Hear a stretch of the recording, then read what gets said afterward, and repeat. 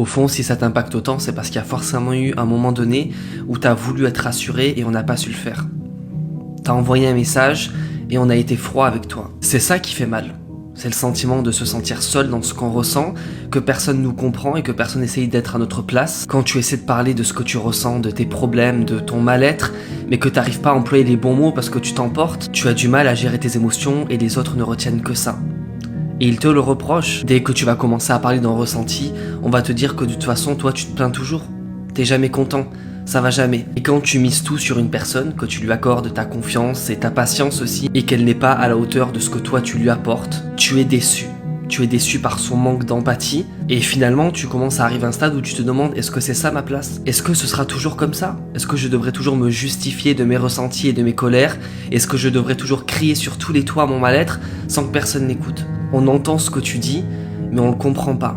Elle est là la différence. Parfois, tu ne sais pas si tu parles à des personnes ou à des murs. Tu pourrais très bien dire que tu pars à l'autre bout du monde demain, personne ne te prendrait au sérieux. Parce que les gens ont cette fâcheuse habitude à se dire que bon, de toute façon ça lui passera. Mais il y a un jour où avec la fatigue mentale, ça ne passera pas.